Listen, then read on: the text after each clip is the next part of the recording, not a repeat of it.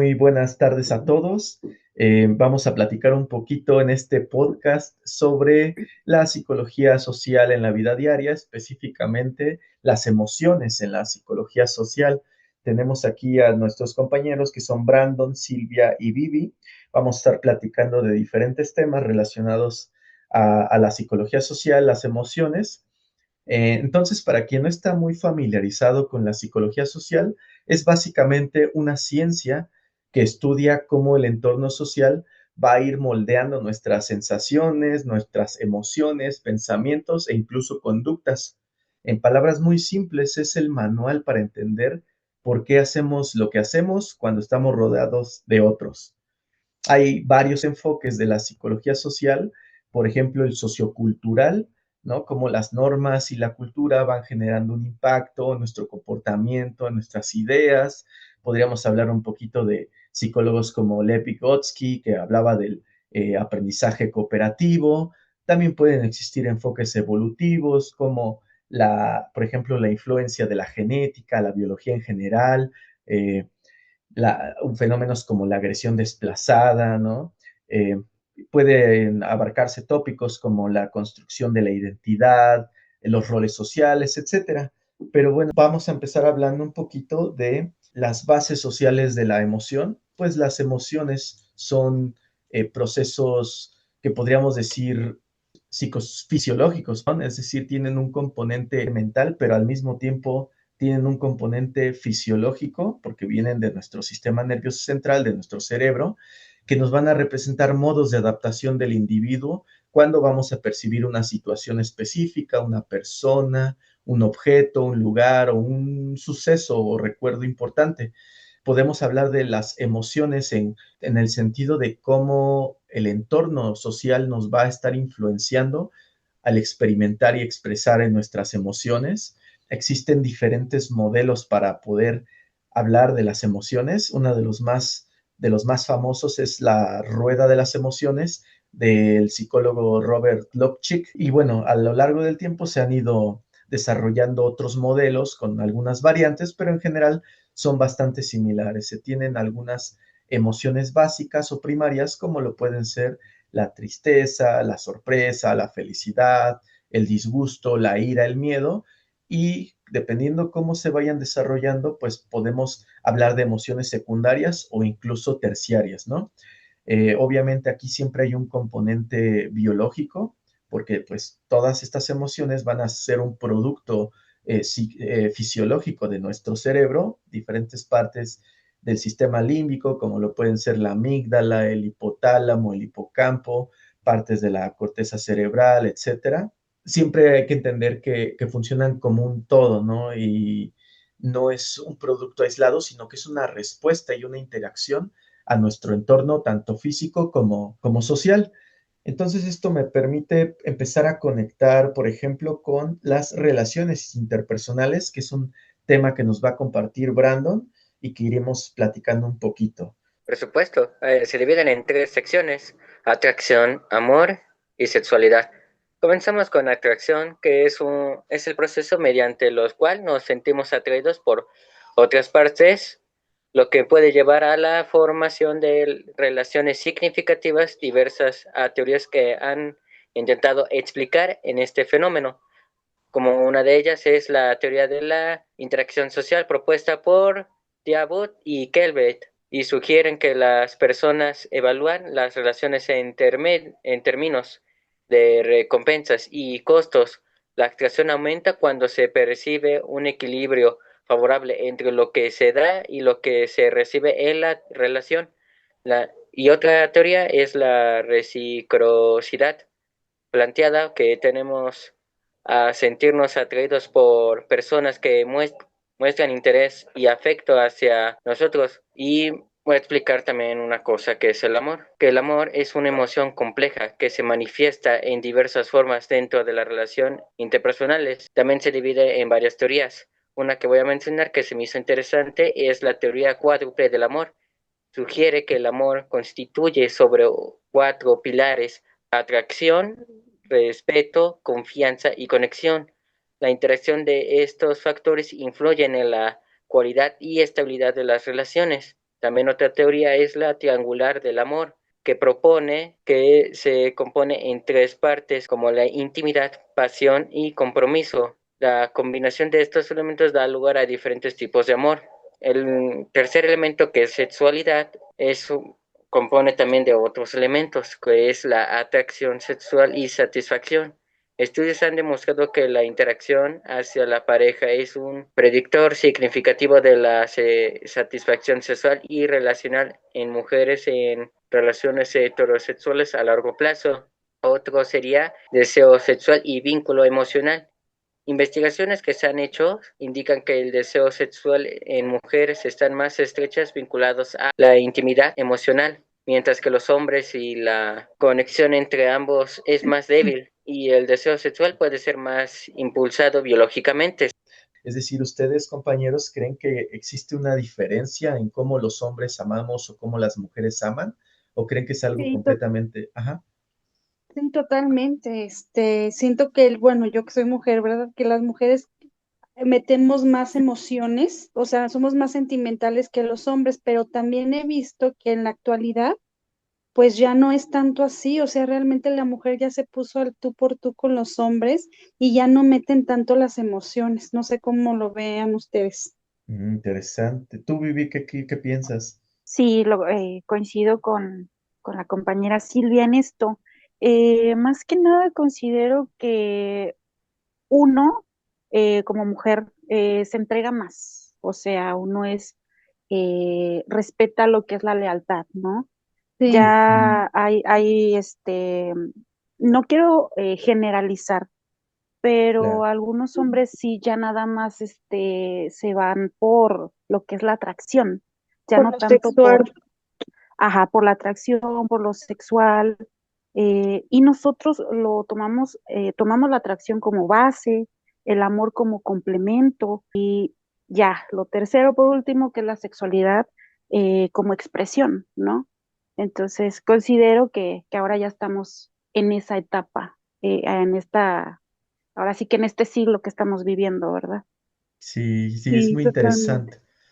¿Creen, por ejemplo, ampliando nada más tantito antes de pasar al siguiente tema, que estas diferencias que se pueden percibir y que se van diluyendo con el paso de las generaciones tenga un componente biológico o sea un componente cultural? Híjole, para mí es un componente cultural, Ujú. a mi ver, porque antes no se veía o lo teníamos como más restringido y ahorita Sí. realmente ya, pues con todas las redes sociales, Facebook, TikTok, Instagram, ya está exponencial, entonces ya lo vemos hasta niñas de 13 años ya muy sexualizadas que antes no pasaba, perdiendo su etapa de vivir, no van por etapas y como que se quieren comer el mundo. Entonces yo sí creo que es más social que Se adelantan a los biológico. tiempos, ¿verdad? Exacto, sí. Sí, ¿verdad? Eso parece. Tú que eres el más Estoy chiquito, Brandon. parcialmente de acuerdo, ya que tal Ujú. vez algunos como adolescentes quieren experimentar esas cosas antes de tiempos y no llegan a pensar las diversas consecuencias. Mm. Se dejan llevar mucho por las emociones y las atracciones. Qué interesante, sí. Y bueno, esto creo que nos conecta con otro tema, ¿no? En las relaciones interpersonales siempre puede haber actitudes como, por ejemplo, el egoísmo o el altruismo, que vendría a ser la contraparte, ¿no? Aquí, Silvia, a lo mejor nos quieres compartir un poquito sobre el altruismo. Ay, sí, muchas gracias. Pues mira, hablar de las emociones en la psicología es imposible dejar de mencionar al altruismo. Para empezar, ¿qué es el altruismo? Es una emoción que siente una persona para actuar en beneficio de los demás, incluso a expensas de uno mismo, y se opone al egoísmo y busca el bienestar personal. Ustedes, digo, han sentido eso al ayudar a una persona que no tiene, hasta por ejemplo en el semáforo cuando das 10 pesos, te sientes bien, ¿no creen? Claro, totalmente. Hay algunas investigaciones en neurociencia que encuentran cómo nuestro cerebro reacciona positivamente al altruismo, o sea, liberando Sí. dopamina y activando estos núcleos del placer en el sistema límbico, como si de alguna manera, aunque uno haga cosas de manera desinteresada, tu propio cerebro te da una recompensa, ¿no? Lo cual es muy, muy interesante y plantea la pregunta. si nuestro cerebro naturalmente responde de manera positiva al altruismo, ¿no nos estará diciendo algo la naturaleza, ¿no? La evolución de que a lo mejor esa es la forma para salir adelante como sociedad, como especie? Si le damos un vistazo a las especies de animales, de mamíferos y en general de seres vivos, cómo cooperan para sobrevivir, para protegerse de Sí. depredadores o para sobresalir, quizás por ahí podría ir, ¿no? Nuestro progreso como sociedad. Parte, bueno, las emociones juegan un papel súper importante en el altruismo, como dices tú, impulsando la empatía. Y pues es la preocupación a esa satisfacción por ayudar. Algo muy importante es que la empatía es un motor clave para el altruismo porque nos permite experimentar el sufrimiento de otros y sentirnos motivados también a ayudar, que era lo que tú nos comentabas hasta en la especie animal. Recompensa personal, por así decirlo, ¿no? Y eso Claro, hace Exactamente. que uno se sienta bien. Sí, bueno, al final como sociedad que somos, los actos altruistas son bien vistos por los demás también y repercute en sí, la vinculación entre los individuos de manera positiva, porque el altruismo tiene un componente biológico, neurológico y cognitivo, que era lo que nos decía Gustavo. Como decía Aristóteles, el hombre es un ser social por naturaleza. El altruismo es un impulso innato que hay que cultivarlo de forma consciente porque nos da la oportunidad de nuestro autoconocimiento y crecimiento personal, que al final de cuentas, como individuo es lo que necesitamos, un crecimiento personal ante esta sociedad en la que ahora vivimos. ¿Qué ¿Verdad? qué se le puede decir? Pues es una ah, emoción que sentimos en todos, que buscamos una sí, forma de satisfacernos, ¿no? Tratando de ayudar a la gente, ¿no? claro, Sí, Que al por eso final de nosotros cuentas sí sabemos que también es está bien. una propia satisfacción. Y la motivación desinteresada juega un papel súper importante en este apartado del altruismo, ¿no? Como, así como las acciones prosociales y los factores sociales, imagínense, súper, súper importante en esta emoción del altruismo. me parece importante resaltar, por ejemplo, hay el altruismo que podríamos decir que es el genuino, ¿no? Al que debemos aspirar, y tenemos un Sí, altruismo recíproco, que es el que generalmente se observa en la naturaleza con diferentes especies, cuando es de que yo te ayudo y esperando a tú que me... tú me puedas ayudar a mí también, ¿no? Sí, digo que al final de cuentas, como sociedad, pues como que sí está ese piquito de, bueno, yo te ayudé y esperando también que me ayudes, ¿no lo creen? ¿O creen que sí pueda existir una empatía sin esperar nada a cambio? Yo pienso que ese altruismo desinteresado sería nuestra cumbre. Sí, No sí. tener, bueno, esa reciprocidad futura, ¿no? Ajá. Más que nada, ¿Qué? que es como lo que acabas de mencionar, ¿no? Esperar algo a cambio. Y se trata de ayudar sin esperar ese a cambio, simplemente ayudar por el bien propio y de los demás, ¿no? Principalmente. Y luego si, por ejemplo, le damos la vuelta a la moneda, llegamos a la otra parte, ¿no? Llegamos al egoísmo, que se puede incluso conectar con la agresión y la violencia, que nuestra compañera Vivi nos va a hablar un poquito más de ello. Claro que sí. Sí, miren, como bien sabemos, la agresión y la violencia son conceptos que están estrechamente asociados. Por una parte, la violencia es cualquier conducta intencionada para causar daño físico, psicológico, patrimonial, sexual, sociopolítico, institucional y cultural, entre otros. Hay un científico que define la agresividad, es Warren, como un tipo de conducta que se caracteriza más por una disposición a atacar que por una tendencia a eludir peligros o dificultades. Esta tendencia a ejecutar actos y a preferir palabras hostiles con respecto a otros, ¿no? En cuanto a la agresión, una definición que nos parece más interesante es la que hace Corsi, quien sostiene que la agresión es una conducta mediante la cual la potencialidad agresiva se pone en acto. ¿Qué quiere decir esto? Es una agresión motora, verbal, gestual, postural, etcétera. Hablemos de un golpe, un insulto, una mirada amenazante, un portazo, un silencio prolongado incluso, una sonrisa irónica, la rotura de un objeto, para que puedan ser definidas como conductas agresivas. Que realmente estoy muy impactada con la sociedad actual, de cómo también ya no aguantamos ni una miradita porque ya se van a los golpes. Sí es muy fuerte lo que siento que lo que estamos viviendo. Se ha vuelto Exacto. más compleja. Para esto, para todo lo que ahorita ya está una miradita y todo, lo tomamos como agresivo, debe de cumplir con otro requisito, que es la intencionalidad, es decir, la intención por parte del agresor de ocasionar un daño. Tal vez se lo podría atribuir al rencor que puede tener a esa persona a él. Se puede decir que lo que le imprime el carácter de violento o una acción, acontecimiento o hecho es la fuerza o el poder ejercido contra los otros, Ah, grupos, comunidades, pueblos o países, lo que está pasando ahorita con lo de Siria, ¿verdad? sí, Eh, Dirigido contra las personas, también contra los animales, contra la naturaleza. La valoración social juega un papel fundamental para definir qué es violento y qué es agresivo y bajo qué condiciones lo es. También debemos totalmente. de entender que también hay otros factores como la violencia entre el familiar, ¿no? Cómo usan la Exactamente. violencia y la agresividad para oprimir a su propia familia si se lo desobedece o se le trata de rebelar y eso es una forma para mantener el control, ¿no creen? Y Usando todo la se, agresividad. yo creo que Sí, todo está en el núcleo familiar. O sea, todo sí, empieza desde ahí. Todo empieza desde la educación y los valores, ¿no? Que se inculcan en Sí. la familia. Ya no puedes poner nada en TikTok o así porque se te van a la yugular.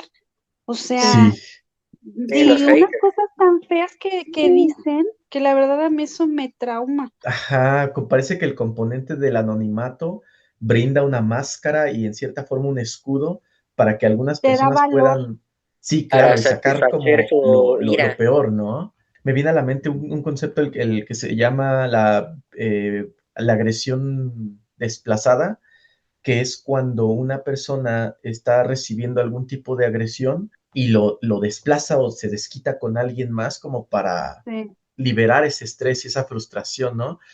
Estaba leyendo un estudio el otro día de que el desempleo aumenta la violencia doméstica, ¿no? Nada más por el hecho de que hay desempleo, aumenta la violencia doméstica, como que esa Oye, pues con frustración. el COVID, ¿cuántos ¿Y divorcios Ajá, no cuántos? hubo? O Y sea, de hubo claro, muchísimos, muchísimos divorcios por lo que tú dices, Gustavo. sí. Exactamente. Qué penoso, ¿no? Porque conociendo esas cosas, estoy seguro que se podrían manejar mejor las condiciones en las que se vive y en las que viven las personas para evitar esos escenarios. Ahí es donde Sí. identificamos los factores tanto personales, ambientales, culturales e históricos de la violencia y de la agresividad, como bien lo acaban de mencionar ustedes. Parece que nos quedamos sin tiempo un poquito, pero definitivamente estos temas son súper interesantes y darían para hacer un podcast mucho más largo, que quizás en otra oportunidad podamos ampliar un poco más. No sé si Claro les que sí. gustaría, compañeros, cerrar con alguna cosa o mencionar algo para finalizar este breve podcast sobre las emociones en la psicología social.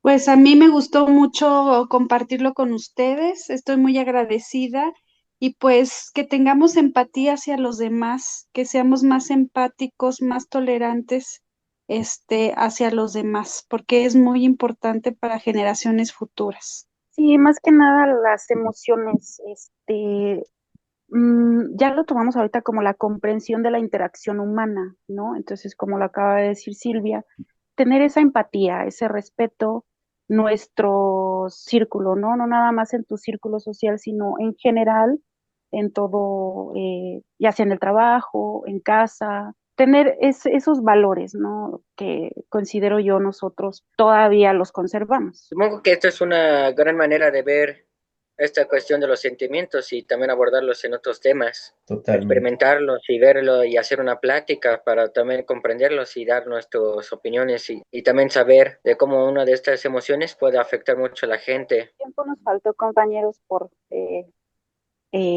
platicar más de este tema, que es estos temas muy, muy, muy importantes en la psicología social y no solamente la psicología social, sino también en la vida humana. Pues bien, muchas gracias por su atención, muchas gracias por sus participaciones, Brandon, Silvia y Vivi. Bueno, yo fui el locutor Gustavo y pues muchas gracias por su atención y esperemos poder tener la oportunidad de seguir charlando de estos temas tan interesantes y tan complejos. Muchas gracias. Gracias a ti, Gustavo. Hasta luego, Gracias, compañero. Gustavo. Gustavo, para esta gran oportunidad. Sí, de nada, gracias.